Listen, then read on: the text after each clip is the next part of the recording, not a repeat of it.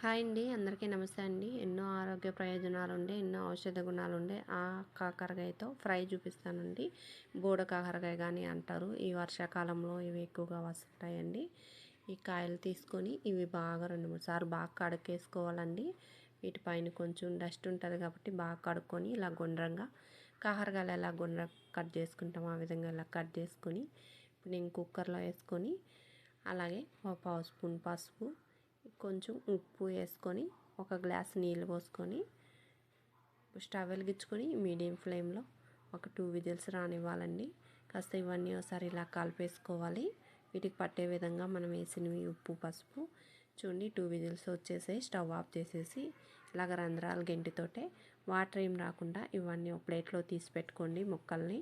ఇప్పుడు స్టవ్ వెలిగించుకొని ఒక 2 టేబుల్ స్పూన్ల ఆయిల్ వేసుకొని పోపు దినుసులు వేసుకోవాలండి. ఆవాలు, జీలకర్ర, మినపప్పు, శనగపప్పు, ఒక రెమ్మ కరివేపాకు, ఒక ఆనియన్ను చిన్న ముక్కలు కట్ చేసేసుకొని ఒక 4 వెల్లుల్లి కొంచెం కొట్టేసాను. ఇవన్నీ కొంచెం దోరగా వేపుకొని ఆ తర్వాత మనం కాకరకాయ ముక్కలన్నీ వేసేసుకోవాలి. ఆ కాకరకాయ ముక్కలు ఇప్పుడు ఈ ముక్కల్ని కాసేపు ఆయిల్లో 2 నిమిషాల సేపు బాగా కలుపుకుంటూ వేపుకోవాలండి.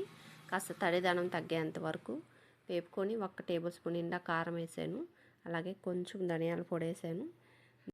పల్లీలు, పుట్నాలు, కారపొడి అండి 2 స్పూన్లు వేసాను. అలాగే కొంచెం కొత్తిమీర తరుగ్గానే వేసుకొని 1 నిమిషం ఇలా ముక్కలు బాగా పట్టే విధంగా బాగా కలుపుకోవాలి. మీరు ఇలా చేసేటప్పుడు సిమ్లో పెట్టుకోవాలండి స్టవ్ని. ఇలా కలిపేసి స్టవ్ ఆఫ్ చేసి మళ్ళీ బాగా కలుపుకోండి. మనం వేసిన కారపొళ్ళని మాడిపోకుండా ఉంటాయి. స్టవ్ ఆఫ్ చేసేస్తే రైస్ పెట్టుకొని వేడివేడిగా ఇలా తాలింపు వేసుకొని తింటే, కలుపుకొని తింటే ఎంత బాగుందో. రోటీలోకి, చపాతీలో కూడా చాలా బాగుంటుందండి.